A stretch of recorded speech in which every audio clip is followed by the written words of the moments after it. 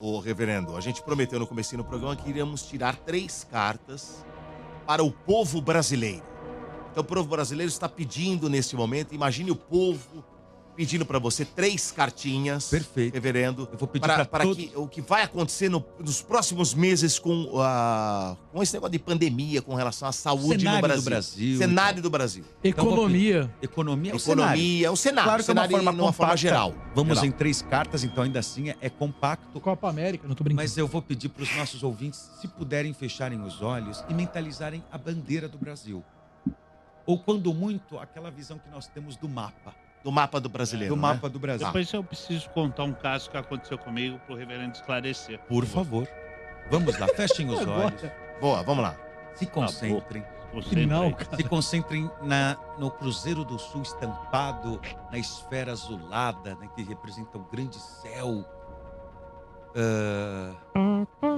Cala a boca, palhaço. Fazendo hino Na nacional. verdade, pouca gente sabe, mas as cores da bandeira do Brasil não estão relacionadas ao verde, às matas, o amarelo ao ouro. Mas são as cores eu da vou te família expulsar. Orleans e Bragança. Vou te expulsar. Eu tenho uma São dúvida as aí. cores da família, de fato, real do Brasil. Família do Pedrão. A família do Pedrão. Vamos lá. Então vamos lá, mentalizem. Eu vou expulsar. Primeiro vamos para o corte, né? Quando nós cortamos em 3 partes, elas fazem uma análise mais imediata Vai puxar o morto aí? do consciente ou do inconsciente. Então, primeiro, o Brasil vivendo, como é clássico, uma pátria de fé, de muita religiosidade, porém, ao mesmo tempo que nós temos implícita essa questão espiritual, há uma certa descrença coletiva do povo brasileiro. É interessante isso. O nosso povo está perdendo a fé em dias melhores.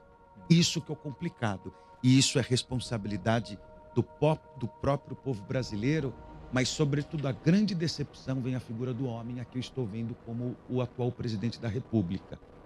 Não, vejam só, eu não quero entrar num mérito político. O que eu estou querendo dizer é, lamentavelmente, nós sempre votamos nas pessoas esperando um Messias. Foi assim com o Collor, foi assim na época do Getúlio. Primeiro teve a ditadura varguista, depois ele foi eleito pelo verdade, povo. verdade. E sempre com as pessoas tendo em mente isso, a figura de um salvador de pátria. Fizeram isso com Lula, fizeram isso com o Fernando Henrique Cardoso. E olha que interessante, se a gente fosse analisar Eu quero ver você num explicar a quadro Dilma. de ciência política, foi o Lula que elegeu a Dilma, não a Dilma que elegeu ela mesma. É verdade. Né? Boa. Tanto que na Saiu bem. segunda eleição, ela foi escorraçada com 2 anos. Né? Porque ela não segurou o reggae. O que acontece é o seguinte, se nós fôssemos fazer uma análise de ciências políticas, um dos melhores presidentes que tivemos na nova república foi Itamar Franco. Ali que veio o Lembra, plano ele- real, Porra, etc. Foi com no ele. Carnaval com aquela mina sem calcinha. Né? Mas Itamar era bom. politicamente falando, Itamar Esse não é Franco, moça. veja só, sob o ponto de vista de ciência política, comparativamente, em pouco tempo Ele arrumou a de... cama. Ele arrumou a cama, O Fernando né? não veio. E o Fernando Henrique Cardoso Faz foi eleito tempo por isso, quê? hein? Foi o Nossa. Messias. Estamos falando aí 92 e 93. Muito tempo. 94, mais precisamente. Foi quando foi implantado o Plano Real. Mas vamos pegar 3 cartas. Vamos lá.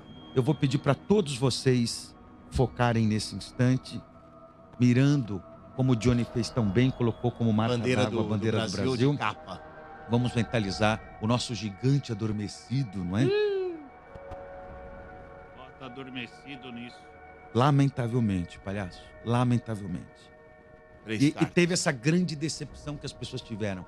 Porque se não bastasse a desconstrução da figura do Lula, isso doeu em muita gente. Por mais que o Lula esteja voltando agora, não é a mesma coisa, não é o auge dele. Né? E muita gente apostou na figura do Bolsonaro como uma resposta. E há essa descrença. Então as pessoas estão começando a entender que o Brasil é um país que simplesmente nasceu para não dar certo. E isso é muito complicado. Dodô, nós vamos virar primeiro a carta 1, 2 ou 3? A do meio. Carta 2. Não tem Ainda direita a e carta esquerda, do né, urso vem falar sobre a falsa gestão, a falsa amizade, o falso patriotismo. Isso está vindo muito à tona e vai vir daqui até o mês de junho, vai estourar muita coisa que a gente não fazia ideia, o que vai aumentar num primeiro momento a desconfiança do brasileiro. Não é nem tanto a questão do fim da pandemia ou não, pois há amenização disso ainda esse ano. Até o fim do ano estaremos com um quadro pandêmico praticamente resolvido no Brasil com as vacinações. Mas para que isso aconteça, começará a partir logo do comecinho de maio todo um processo por uma questão política. Não estou aqui entrando no mérito se o Bolsonaro foi ingerente na pandemia ou não, eu tenho as minhas opiniões. Cada um tem a sua. Né? Mas por uma questão de cenário político, de como hoje o Brasil está posicionado no mundo, vai começar um processo de antecipação da eleição. Mais ou menos o que fizeram em 2016 com a Dilma, 2016, 2017, vão fazer agora com o Bolsonaro. E ambos pela mesma razão, não porque cometeram necessariamente crimes de responsabilidade, ainda que na prática o Bolsonaro teria mais sob uma avaliação friamente política. Vejo ele sendo tirado. Porque a gente vai entender se realmente o Centrão manda no Brasil ou não, porque ele tá agarrado ao Centrão. Se ele cair, é porque algo tá muito errado no que sempre aconteceu na história do Brasil, mas me surpreenderia. Não, porque o Centrão é a grande prostituta. Ela vai jogar conforme a maré em qualquer caminho. Sim, ela vai pra onde... Foi assim com a Dilma, vai ser assim com o Bolsonaro. Ela cai quando ela solta eles. Ele agarrou processos diferentes. Então, mas o Bolsonaro tem que ver se o Centrão vai continuar agarrado ao Bolsonaro. Vai comprar. Aí é que está o problema. Enquanto ele tem poder de rifar cargo, que lamentavelmente foi a estratégia que ele teve que acabar cedendo, ok. Só que há todo um processo e apoiado por governos internacionais, tá? Para retirá-lo do poder por conta do quadro como o Brasil se coloca hoje internacionalmente. Ambos, Dilma e Bolsonaro, cometeram um pecado essencial e comum a ambos. A total falta de empatia. O Bolsonaro, ele foi eleito sob o pretexto de que ele era um homem popular, um homem que falava as verdades. Só que o problema é que a pandemia veio mostrar que ele não tem empatia. Ele pode até ter um carisma do tiozão do pavê. A gente se identifica com isso, né? Mas, além dessa objetividade popular, tem que ter empatia. E ele não demonstrou essa empatia. E a Dilma, da mesma maneira, tinha o carisma da porta. Tinha o carisma de uma porta. E não adianta. Por mais... agora, eu preciso que os ouvintes entendam isso. Um chefe de Estado, ele nunca governa sozinho. É lei do engano vocês acharem que o Papa, que é chefe do Estado do Vaticano, governa a igreja sozinho. Não governa. Mas nenhum ditador governa sozinho. É ilusão.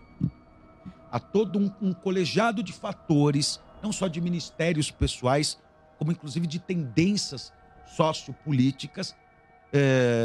Veja, foi a União Europeia, meu Deus do céu.